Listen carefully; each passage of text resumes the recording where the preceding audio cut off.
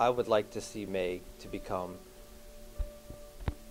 one of those terms that is synonymous with Hagerstown, in the way that the Maryland Theater, or the Maryland Symphony Orchestra, or the City Park are synonymous with Hagerstown.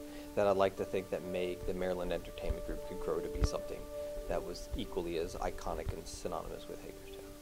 We have a symphony, we have an opera, we have a handful of local community theater companies, which are great outlets for citizens in the area to come in, perform, and fill their artistic desire to be performers on stage, and that's great. What Hagerstown doesn't have, or it has now really, is a professional theater organization. Sam and Alyssa that put their heart, soul, and not a small amount of their own bank account into bringing this dream alive, which is what it really takes for an organization to become great, is people that really believe in it. I really just like the spirit of Meg, I suppose, and the way that they try to pioneer and go bigger and better, but they're willing to start out smaller in order to make those achievements. Every artist wants that blank slate to come into. Meg's current space is whatever we can make it to be, in that we have the ability to create what we need. It also forces us to be creative because it's was not built as a theater originally.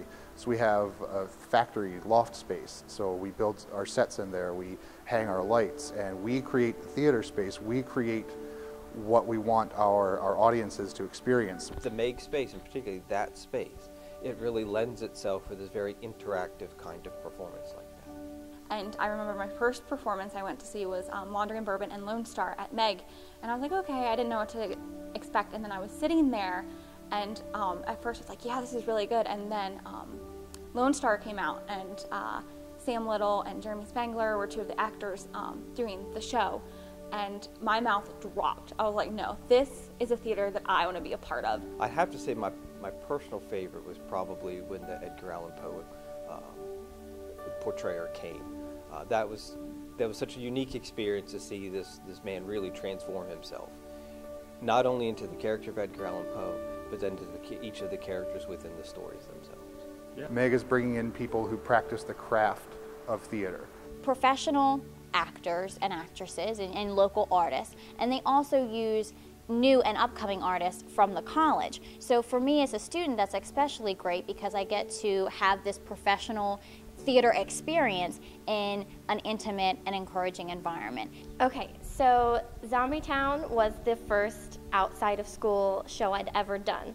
I had the opportunity of playing more than one character at one time, which was a very big struggle for me. I'd never memorized more than like 3 lines.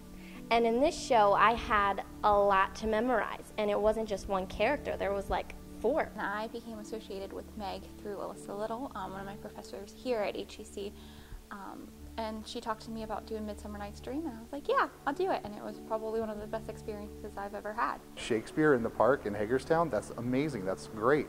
That's exactly what we're trying to do with Meg. I really hope to see one day Meg be huge, where people you can talk to people from an hour away and you can say, hey, have you ever been to Maryland Entertainment Group? And they can say, yeah, that's a great theater. This is an amazing thing that has begun and should continue. Our local residents and audiences to just continue to support the arts. In the times that we're living in, with so much, whether it's political debate, atrocities around the world, that it's the arts that really do sustain us and support us, and that help us to deal with all of the challenges that are facing us in this modern age.